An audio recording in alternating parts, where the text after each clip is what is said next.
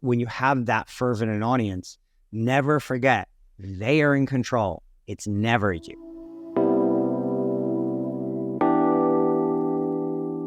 This is Podcast Perspectives, a show about the latest news in the podcast industry and the people behind it. I'm your host, Jeff Umbro, founder and CEO of the Podglomerate. Today on the show, we're speaking with Evan Shapiro, a self-dubbed media cartographer. I've been reading Evan's newsletter, Media, War, and Peace, for a long time, and it does an amazing job of breaking down the media industry, of which podcasting is obviously a part of. Each issue of Media, War, and Peace contains amazing demographic information and maps explaining where the industry is at. He also has a background in podcasting from his time running IFC, the Sundance Channel, and NBC's Seeso, their short-lived comedy podcast network. And then briefly working with National Lampoon to revive the National Lampoon Radio Hour as a podcast property. On this episode, we'll do a deep dive into what's happening in the media industry and what that means for podcasting. Let's get to it. Evan, welcome to the show. Thanks for joining us. Thanks. All right, we'll start really broad, and then I want to really focus in on the podcast industry. But you have written that we are kind of coming out of or are amidst a media apocalypse. Can you give us like a minute or two on just kind of the general media landscape and like why we are in an apocalypse? I mean, I think it's like any post-apocalyptic movie that you ever see, whether, WALL-E or whatever. Everybody who runs the ecosystem thinks that their innate habits and that their innate instincts are leading to a place of prosperity for themselves and their stakeholders, when in reality, the major movers in media over the last decade have basically been ripping out the guts of the fundamentals underneath the industry. On one hand, that's been positive because with each move, they're ceding more and more control to the consumer.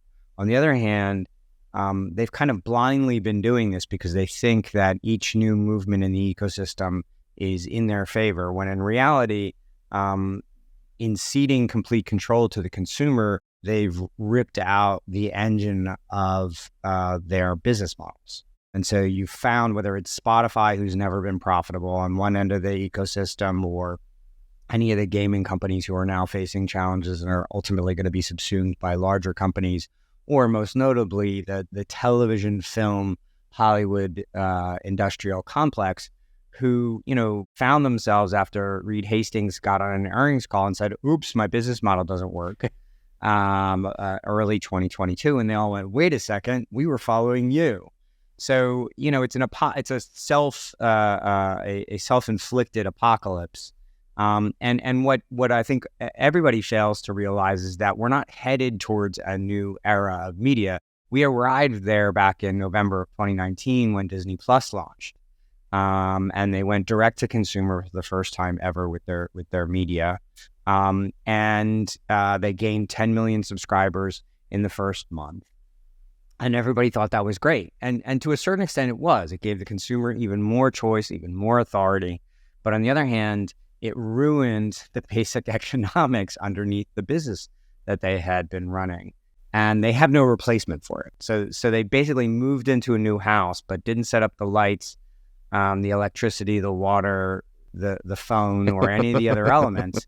And then they poured gasoline to get heat, and now the whole place is on fire. All of this is self-inflicted, and it could have been avoided, but now we are where we are, and now they're all grappling for a new business model, and I don't know that any of them have any idea how to establish a new business model. Well, so just to break that down a little bit, if you're suggesting that when Disney, just as an example, went direct to consumer to license or to put all of their products onto Disney Plus, they are giving up the business model of licensing their content to their competitors and that kind of thing. Is that the idea, or no? Well, I mean, no. It's so ESPN and Disney Channel and ABC are all wholesale products. They sell it to Comcast. They sell it to Charter. So yeah, to a certain extent, it's a licensing model.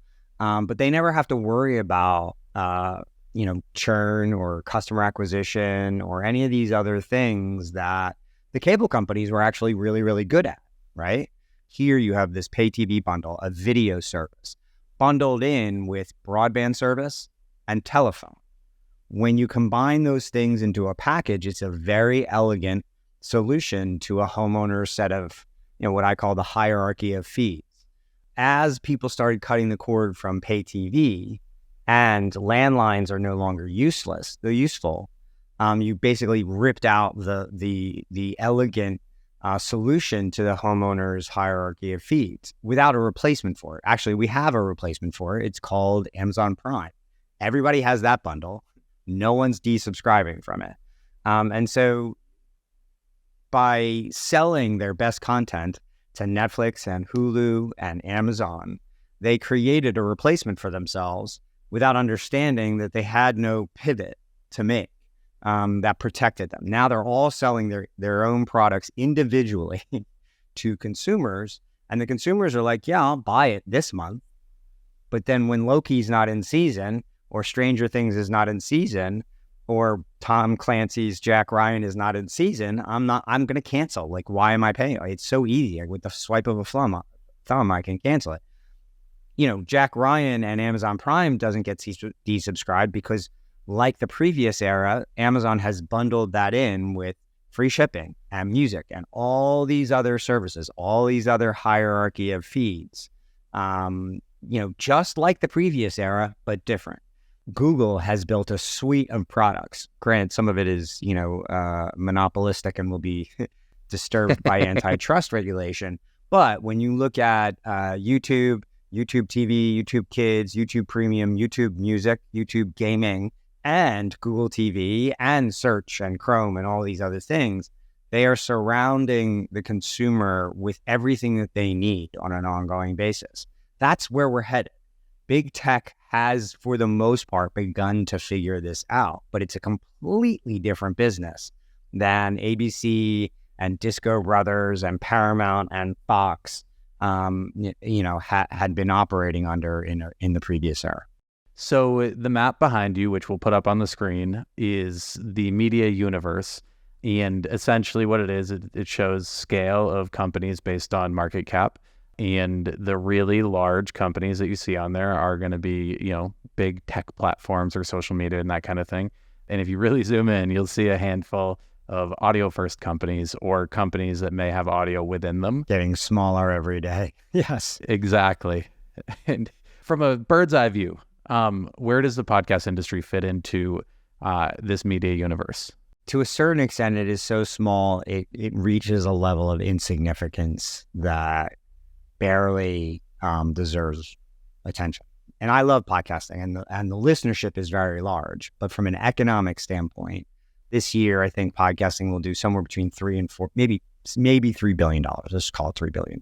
Yeah, it depends what the ad market bounces back as. Yeah, and it sounds like a lot of money, but YouTube alone will do $31 billion this year, just by itself. Just YouTube. And by the way, YouTube is probably the most used podcasting platform. This particular show, it's funny because I always laugh when people use that, stat. But this particular show, it's been around for 2.5 months. It's very new. We already have over a third of our audience on YouTube alone. Yeah, and for a lot of podcasters, it's half. So, everybody talks about Spotify. And by the way, Spotify is I would say, in very large part responsible for the recent, meteoric jump from where podcasting was before Spotify got into it, which was around, let's call it 1.5 million podcasts in the ecosystem, to where it is now, where there are about 4.5 million podcasts. And part of that was the convenience, and part of that was introducing what had been traditionally an old white art form, podcasting, to a younger, far more diverse audience, which is the Spotify audience. Is one of the youngest consumer bases in media. But then think about that for a second. Spotify invested $2 billion into podcasting, an industry that has never done more than $2.5 billion in total revenue.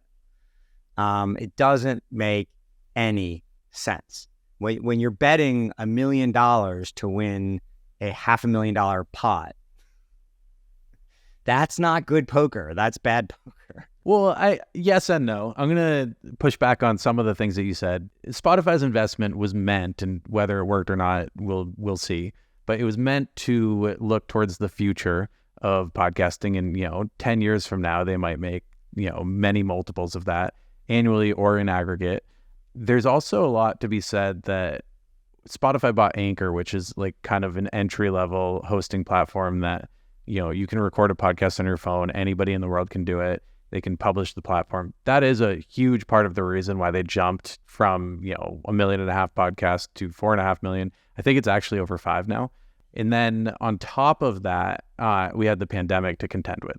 So, a lot of people were stuck at home. A lot of big companies had, event budgets and marketing budgets that they couldn't spend elsewhere, and they pushed that towards podcasting. So I think, like, realistically, we won't really know where the industry is going to be for another couple of years as it settles, because we're seeing the results of, pandemic eagerness now with all the layoffs and everything. But, my real pushback point is, like, whether this industry is going to be, worth $100 billion or not, which, maybe it is in 10, 20 years, maybe not, which would still, as you kind of just insinuated, would be fairly small within the map behind you. We're seeing a lot of different organizations push into this marketplace. Even TikTok just announced something where they're going to be doing like podcast integrations in their platform. We had Meta/Facebook do an integration a little while ago, pre-Elon, and I think still today there was Twitter Spaces. What about the innovation that we're seeing in the space, and like, what do you think about the future of the industry, like presuming that we continue to see growth as we have for the last 15 years? Yeah, I mean, when I say it's insignificant, I meant from a pure economic standpoint. I think from a cultural standpoint, I think it's hard to argue with how important podcasting is right now. I would argue it's probably, more young people in the United States get their news from podcasting than probably a number of other sources other than social media, I would say. We did a survey on local news recently, Publishers Clearinghouse, TV Rev, and myself. And we found that, somewhere around 25 to 30% of young people say they get a consistent diet of news from podcasting. But my fear or my issue with podcasting is a lot of people rushed into, is like the MCN gold rush of a couple of years ago, or the NFT. Well, well, I hope it was the Marvel and not the NFTs. And I think so many people rushed into podcasting. Everybody bought a mic during the pandemic. Without understanding what the true underlying fundamental economic. By the way, I don't think podcasting as an industry has really matured to a level writ large, where anyone understands what the true economic underpinning of this art form is. I think there are very few people who understand that. And I include Spotify, and I'll include iHeart in this too. iHeart is the number one podcasting platform on the, a publisher or platform, however you want to describe it, I think on the face of the earth, certainly in America. They do, massive audiences on an ongoing basis, but they have like 900 podcasts. If you break it down by a per capita podcast listenership, they're very small. Yeah, their average podcast gets around 40,000 listeners. The New York Times, on the other hand, has about 12, and they get almost 1 million people per podcast.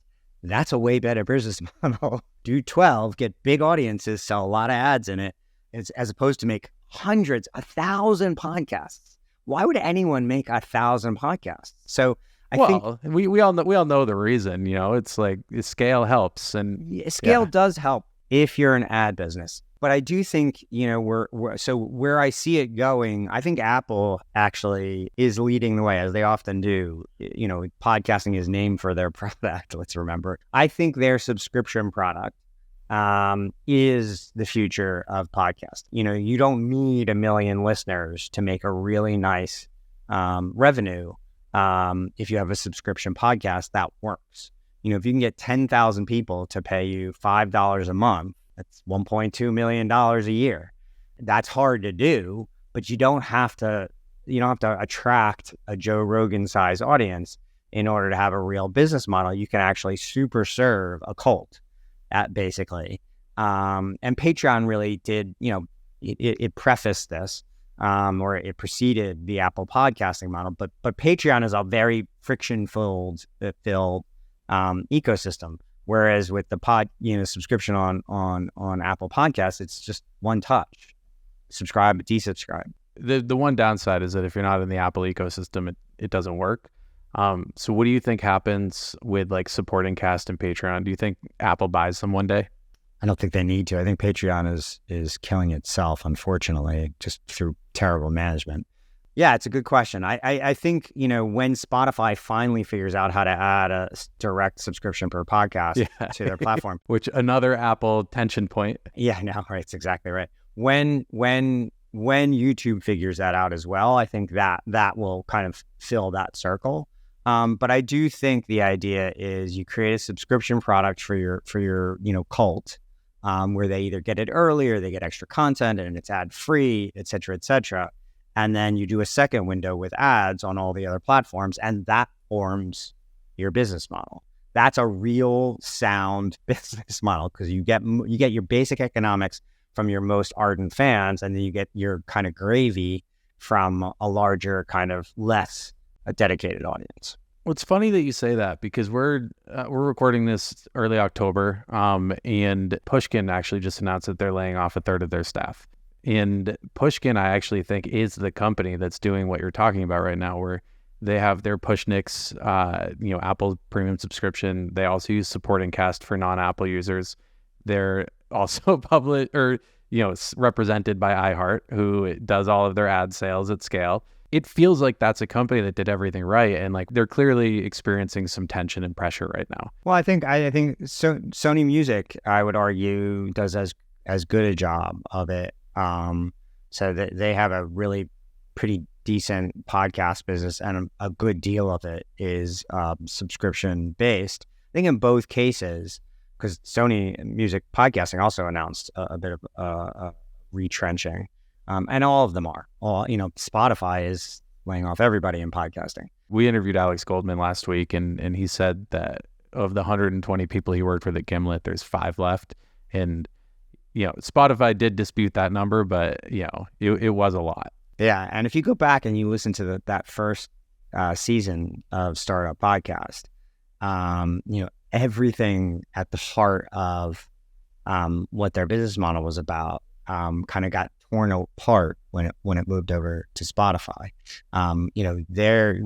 There's a moment in there where they talk about the basic kind of underlying fundamental mission of the company is, when you look at the most popular podcasts in the world, they're very expensive to make. They take a long time. There's a high level of artistry to them. It's not two dudes talking to a mic. Joe Rogan is actually the exception, not the rule. The highest per show audience out there is still This American Life, over 1 million listeners per episode. There was an episode of Startup towards the end where they basically said, like, do we go like the reply all model, or do we go the Bill Simmons model? And now it doesn't matter, because both companies are owned by Spotify. So I think everybody believed that what was happening during the gold rush, which was also kind of coincided with pre-pandemic and then into pandemic, was going to last forever. And at the end of the day, it's not more, it's less better. And I think we can kind of, there's an article in the Wall Street Journal about the end of peak TV today that I wrote about on LinkedIn. And I'm going to say the same thing about that as I do about podcasts, which is, it was a bubble. And every bubble bursts. They never don't burst. They always burst. So don't fall in love with a business model. Fall in love with a business. And if your business is, the era that we've entered is the user-centric era. This is officially the user is in control era of media. And so instead of building more and trying to reach scale, which ends exactly how they all ended, as we're seeing right now, find something that you love to do, find an audience for that thing, super serve that audience, and everything else really does take care of itself. The second you lose the thread of who you're serving and why, that's when falls apart. That's why Spotify, they've had a ton of layoffs this year. Disney, they just lost the thread. When you have that fervent an audience, never forget they are in control. It's never you. So which podcast companies, not to put you on the spot, do you feel are doing this the right way? I mean, Ira Glass and the New York Times, those are the only two I can speak to who I think are really doing it correctly. Less better. New York Times has 12 podcasts, 1 million people per. This American Life has one, and it does 1.5 million people per episode. They invented Serial, which then sold to the New York Times for $25 million.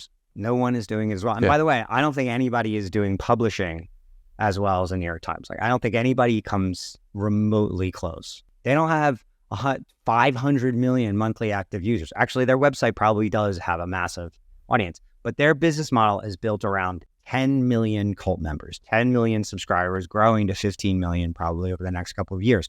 But they're not trying to be everything for all people. They understand their audience. They super serve that audience. They give that audience a lot of control of how their subscription works. I got to be honest, you're not sounding too optimistic about podcasting. Let me push back on that. I am, but you have to jump in understanding how deep the waters are. So if you know who your audience is, build a product that makes money off of that size audience. Don't think you're going to reach My Favorite Murderer size audience, because there are 16 billion true crime podcasts now. They were first.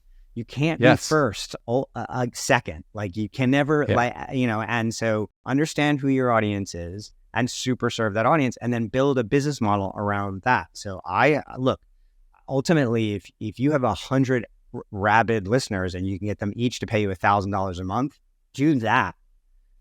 As opposed to trying to be all things to all people. There is not going to be a next Joe Rogan. That's not going to happen. Yeah, I think it's interesting because there will be the next big podcast, but it's going to be because somebody really was thoughtful and did the hard work to grow the show. That's exactly right. So I can't let you go without talking to you about your past life in podcasting.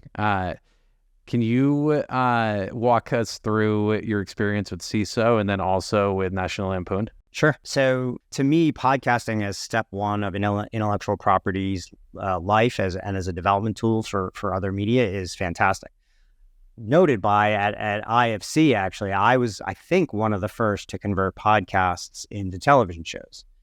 We did it with Comedy Bang Bang very successfully for a number of years, kind of one of the old school podcasts. But then we did it with Maron. We turned WTF into 2 really good seasons of television with Maron. I love that show, by the way. I was really upset when they got rid of it. Yeah, well, I left and things kind of... Anyway, but then we subsequently did a lot of that at Seeso. So we had a really good history of turning podcasts into great TV.